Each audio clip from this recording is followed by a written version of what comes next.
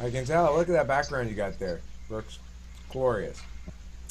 It's funny, you know what? I actually have, you know, those like sports teams, and they have like the logo backgrounds, right? Hmm. I actually have like a Brooks Academy one. I just need to set it up. Oh, you should. That's great.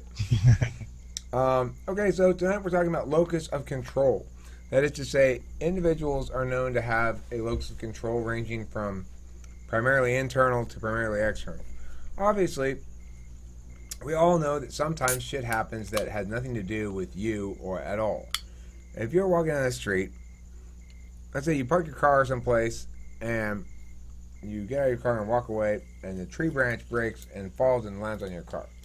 And you might try to beat yourself up and say, man, I should have realized that branch might break right then. But that's kind of expecting too much from yourself, right?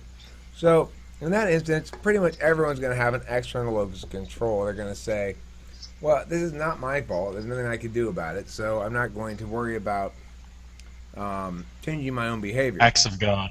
Yeah, well, it doesn't motivate me to change my behavior, right? It's not like next time I'm going to know not to park underneath that branch. It might motivate me in that fashion to actually change that behavior, but it shouldn't. So, okay. But for a lot of things, it's not so clear cut, and people tend to have either a habit of looking objectively at themselves for what did I do wrong, what can I fix, or looking for excuses. It's this person's fault because they didn't do blah. I said in a video before, my first response to things is always to try to blame somebody else as my gut. So when I'm running late to work, I'm like, God damn it, I'm running late. Fucking Abraham, he called me right before I left. And then I start thinking, Eric, you were already late when he called you. And then you stopped at McDonald's, and that's why you're super, super late. It had not anything to do with this phone call. But, my first instinct is to be mad at somebody. And that would be an external control if I carried through with that. But in general, I actually do have a pretty solidly internal control. I tend to, if there's something bad has happened, to figure out what I did wrong. Not, I tend to identify and highlight my own failings that contributed to it rather than something else.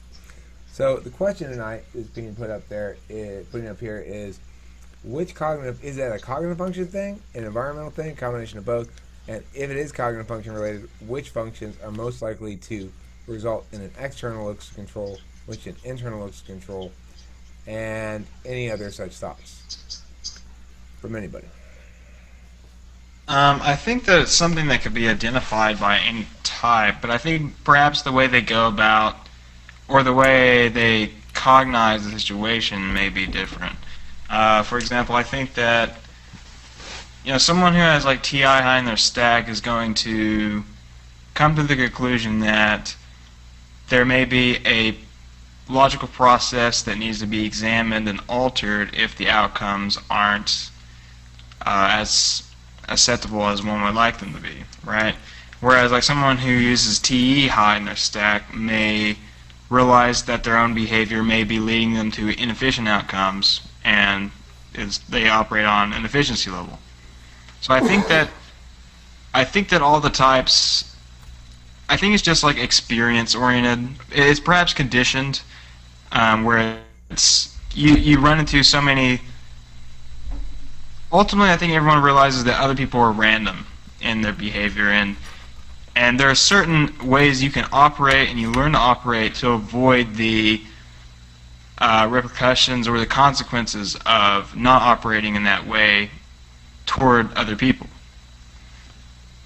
Does that make sense? Yeah. Yeah, up until the point where I know certain, like, when you say others are random, I can think of a lot of my friends. Well, I think when you say others are random, it's like shit happens. Like, yeah, random shit is going to happen to me. I don't even know who's going to be the one to do the random shit. At the same time, though, I think when it comes to like our friend group, for instance, our friends, I think we all know, oh, this friend usually acts in this way, this friend acts in this way, and so there's less randomness in that, if that makes any sense, right? And that's something that I'm cognitive of when I hang out with different groups of people. So when my friend that's late all the time is late, I don't get upset because I know Gina's always late. Yeah, I used to argue with my father all the time over, well, in studying like MBTI, cognitive function, stuff like that. I discovered that he was a T-Dom, and whereas when I was younger, I would get in arguments with him because I wouldn't understand what he was asking me or why it was logical or anything like that.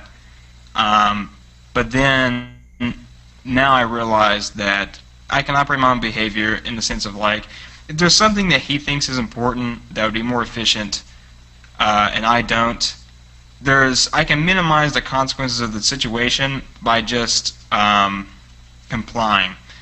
Uh, for example, uh, organizing tools or something for a specific purpose. Like that's something that for me I'm inclined to think it's not that much, it's not really that important as long as I know where they are. Whereas for him it's like an efficiency thing, you know? And I've realized that by altering my own behavior, it just makes it so much easier, there's no conflict if I just comply and it takes an extra few minutes and I don't have to worry about it. And that's an Zachary, example of like, Zachary, listen. In that big box is not an answer to the question, where's that screwdriver? You can't just toss all the tools in a big box, okay? You gotta have them each in their own little spot. It's Is funny, that the gist of his as philosophy? Zachary's describing his issue, I'm thinking to myself, I think we might have the same dad. Was your dad a white guy who grew up in the South too, in a family of carpenters? yeah, pretty much. Well, family of coal miners. That's Oh, okay. that's my Yeah, father's lineage. my dad, even though he's an engineer at a tech company in the Bay Area, he grew up in the South in Pensacola, Florida, and all his, father before him were carpenters in Georgia, Alabama, Florida, and so we made our fair share of trips to Home Depot and Orchard Supply growing up. Yeah, And I knew to put the hammer back where the hammer is supposed to be. Oh, yeah. I think everybody's dad says that. Except, I don't. I didn't pass that on to Delilah. I wouldn't notice if she moved it, right?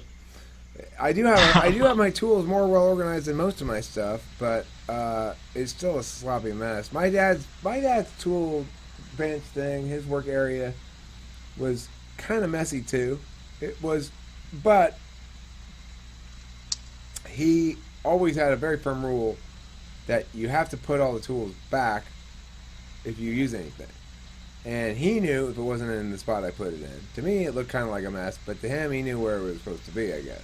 It wasn't a mess so much as it was just not super organized, you know? It was It's kinda like, organized chaos. well, it's kind of like, that's the area where the hammers are.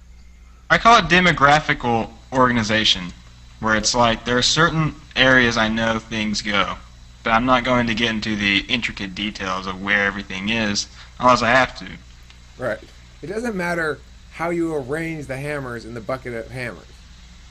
Yeah. It doesn't matter what order they go in. Okay, so this locus of control thing is the tendency to make excuses. Let's go with that one first. The tendency to make excuses. Tendency to make excuses, I think ENTP is going to be high up there. I think your first response is going to be, well, what's a possible way to get out of this? Because we were possibility oriented. I got out a lot of stuff that I was, maybe shouldn't have gotten out of or wasn't supposed to get out of back when I was younger, in high school and stuff. But I'm not sure how much of that is internal or external locus of control, because I don't think it's fair to hold somebody accountable to do stuff they're not doing willingly, But Right. beyond that, I think the extent to which you have an external or internal locus of control is going to have a lot to do with the area. So for me, I'm more likely to blame others for social difficulties than I am for, say, practical work stuff. It is a breakdown between friends, and somebody's mad at me. I might recognize that my own behavior had a lot to do with that, but I might not agree that justifies their emotional response. And of course, NTs are famous for this. Let's try to get the feelers to justify their emotions with logic. it's a bit of a problem because it's sort of like having an external locus of control. If I'm indicating I want the individuals to do stuff they're not naturally capable or interested in doing at all, you know, and holding them accountable to be something other than they are. Lacey, you need to shut So up. in something like a work environment, do you feel like you're more detached from it, and that's why you are able to see it through the lens of your own behavior? Well, I mean, I think I went through a period where across the board I was far too much of an internal locus of control. That I had something bordering on self-loathing, the extent to which I was looking for reasons to hate myself in any given situation and to condemn myself for wrongness. That's the downside of objective self-criticism. Is it's good to say after everything, how could have I done that better? Or how was that my fault? If anything goes wrong, so some sort of problem. It's good to do that in general as a accountability measure. But if in fact you get in the habit too much of just saying, well, I fucking suck, so I screwed up again, I'm sure. It's probably my fault again. You get too much in that habit, that's not healthy, and I was certainly in that spot for a long time. So for me, it's not so much a problem um, of not being capable of the objective self-criticism as knowing exactly when and where I'm to blame with stuff that's not in my wheelhouse. Do you think that's an extroverted feeling thing? Sort of preferring to blame yourself over another person if you're in like the exposure of them. Well, I do it in private too. It's not a perception shaping thing. It's a Well, okay. Well, I'm thinking like that. I'm thinking of a situation where it's like you bump into someone and they drop their papers, but it was really their fault, and you're just like, "Oh, I'm so sorry, it was my bad," and then you help them pick it up or some shit. yeah. Well, I mean, in that instance, this is a little more minor, I guess, than what I'm talking about. You know, in that instance, I'm sure I would do that exact same thing. But if I if I felt as though there was a rift between people of some sort, that there was Okay, here's something. Okay, what if someone in your band really fucks up a song, or really fucks up the jam or something, and like you may have had a few mistakes too, but they like completely went out of key and fucked the whole thing up. So you decide to start over, but you just say like they say like, "Oh, I'm so sorry," and you're just like, "Oh, don't worry about it, I messed up too." You know, like that's an FE thing, right? right. But see, again, that's not the sort of thing I'm gonna feel like beating myself up about any either way, right? What I'm talking about is in some sense, internal locus of control is a willingness to beat yourself up when you fucked up. And the question is, how much attention can you give to your own culpability before it becomes counterproductive? That you're convincing yourself that you're not capable or not, that you're just always fucking up, even if you're, how careful do you need to be in reviewing any given situation? Well, was I perfect in that situation? No. Would I like to be more successful in that domain? Sure. But my thing is, if I do fuck up, the answer is get right back on the horse. So Yeah.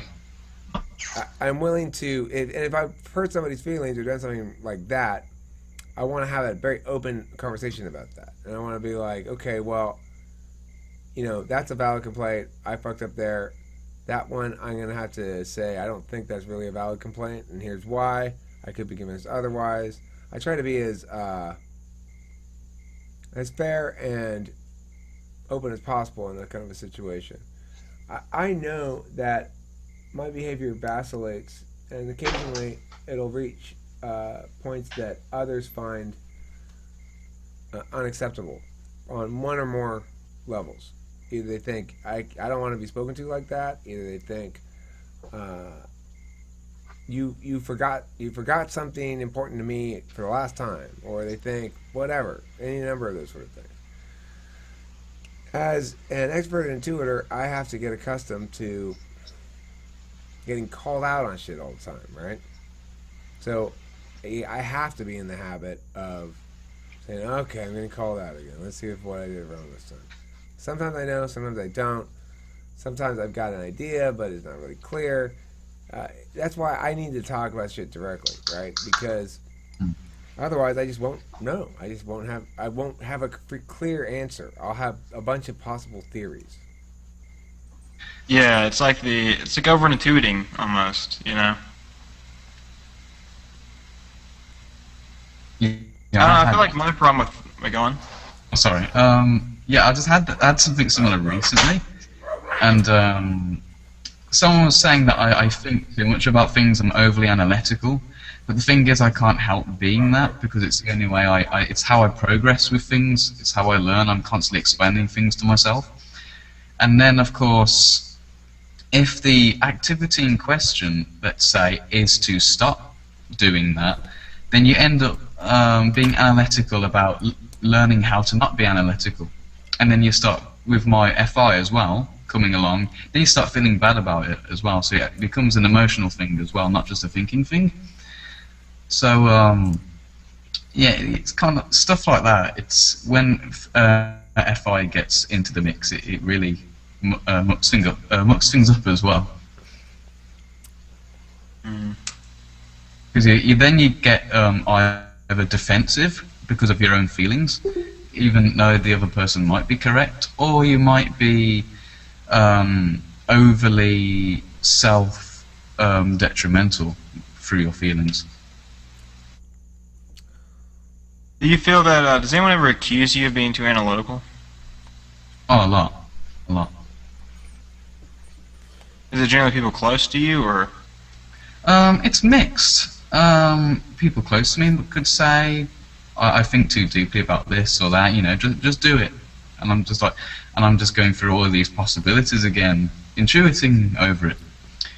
And looking at big pictures and connections to things, and they're just looking at, in a plain way, because a lot of people I know are sensors. So I'm the only intuitive in my family.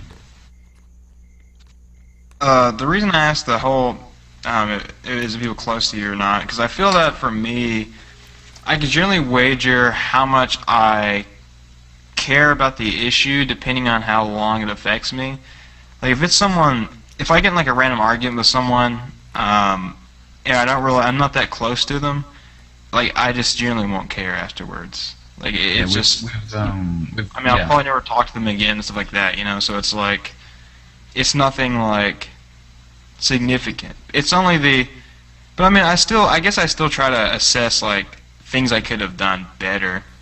And it's easier if it's in a more codified sense. If you get in like I don't know, like an autistic Facebook argument or some shit, you have the codified like comments that you can see what you did wrong, but or see ways in which you could have prevented certain outcomes. But if it's like an interpersonal issue, then that's when I think the self-criticism becomes more into play. And I think that's a healthy thing if it's someone who's like interpersonal with you, especially like in a relationship. With me, whether it's a personal conversation or not, with someone I don't know or I do know, the topic can tend to haunt me for a while afterwards, even if it's been sorted out. Again, you say you look back and think, what could I have done better, except it lingers a lot more and it plays off your feelings as well, with me. Yeah. Well, okay, so bringing it back to the locus of control issue, NE, with a lot of possibilities, is probably going to end up pretty internal, because we're not the kind that can easily convince ourselves to sustain lies for very long, because we're always considering possible other interpretations.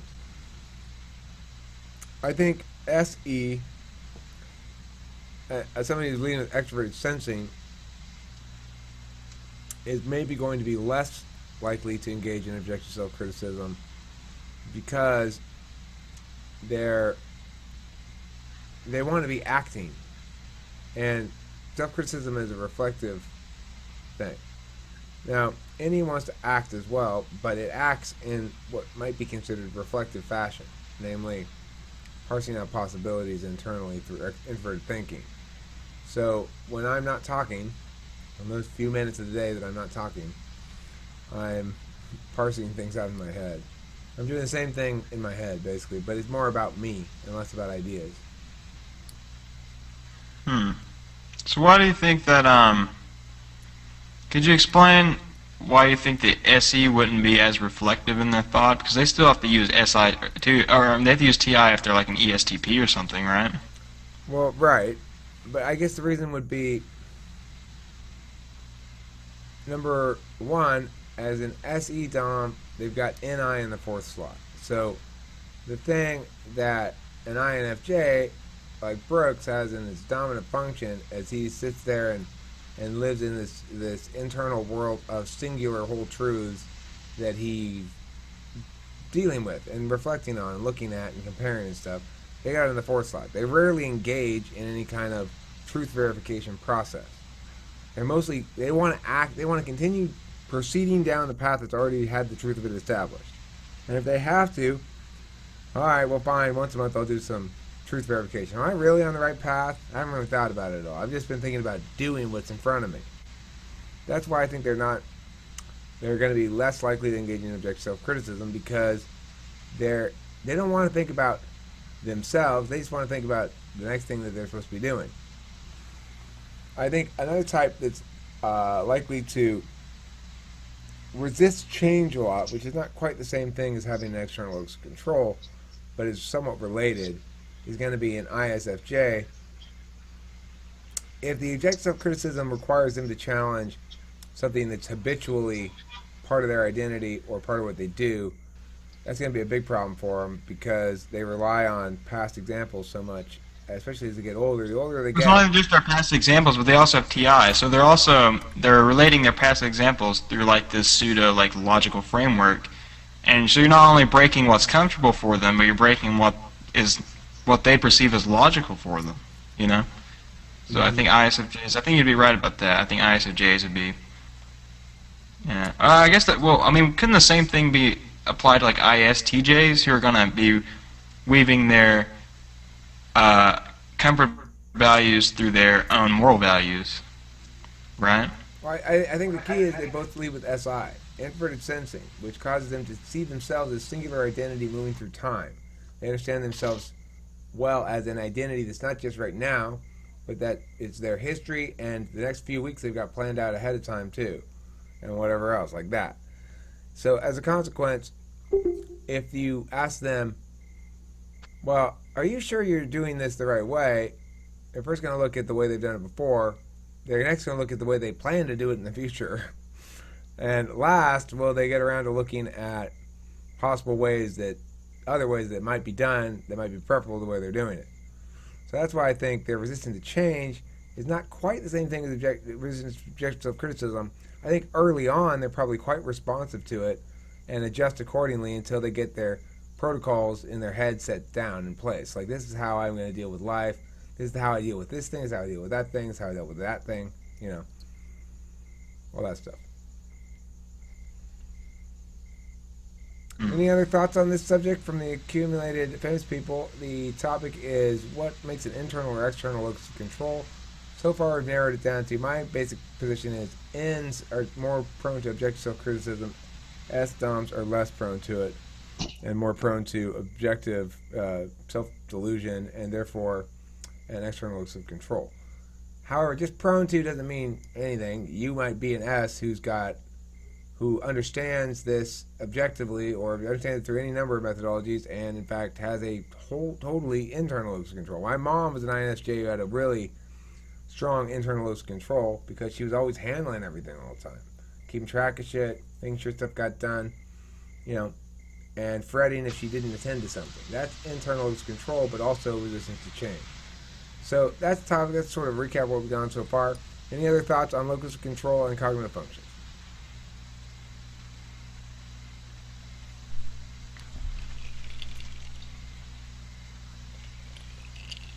Hearing none. Hearing none. The senators forfeit the rest of their time.